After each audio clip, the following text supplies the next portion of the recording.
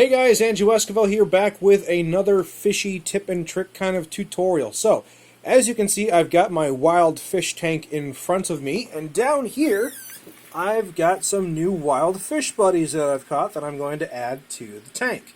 Now, acclimation is very important. Despite the fact that wild fish are extremely hardy, they are still susceptible to shock, and it's important that we do everything as slowly and as controlled as possible. So we're utilizing one of the oldest tricks of the trade when it comes to acclimating fish for your aquarium.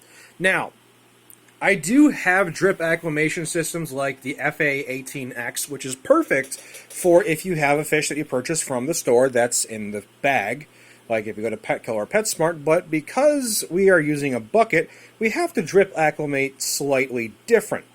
Now, we have a bunch of water that is from the lake. The fish that are in here are in their natural lake water. Despite the fact that the water parameters in this fish tank are considerably better than that of the lake, it is still a significant change that we don't want to force on the fish too quickly. So what I've done is, first off, aeration. We don't want the guys to sit here and drip acclimate and run out of oxygen. So we got a little air pump going to an air stone here to make sure the fish have oxygen. Now the second thing is probably the easiest thing to do. It's just a piece of airline tubing. And this airline tubing, you can see water is coming out of like so. Now this works simply because the water source, which is the tank right here, is higher than what it's going into. It's just basic physics. It's the same concept as your municipality water having in the water tower is taller than the houses that it's going into. That's how you can get water going down pipes and up pipes, so long as the source of the water is higher than where it's going into. Physics will kind of take care of the job for you. Now, if you just have an airline hose going directly down here, you just start the siphon with your mouth and just let it go. Water will come out, and it can be a little faster than you'd normally like if you're trying to drip acclimate. So you can do several things to try and stem the flow of water. What I like to do is these little air restriction valves. You know, these are really simple little things to put on your airline tube. If you want less restriction, you unscrew it. More restriction, you screw it in. So that way, I can control the flow of water. And the flow of water coming in here is very slow.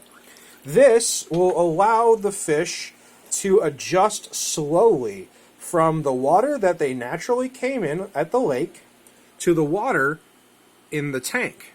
Once this bucket is full, they should be ready to go.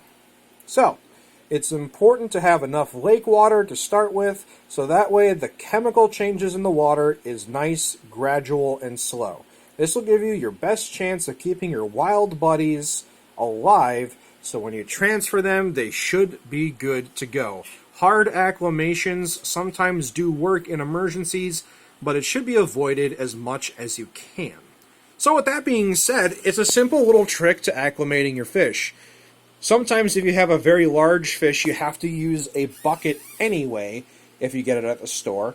So this is also good for, various applications where a bag doesn't work. So if you have some guppies or something, sure, you can put it in the bag and use the FA18X drip acclimator. But if you have a big fish, you'll have to use a bucket. And this is pretty standard.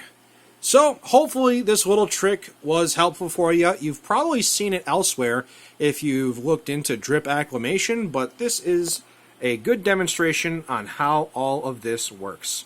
So, thanks for watching, guys. Don't forget to comment, rate, subscribe, show your friends, check out my other videos. I got plenty of them, and as always, I'll see you next time.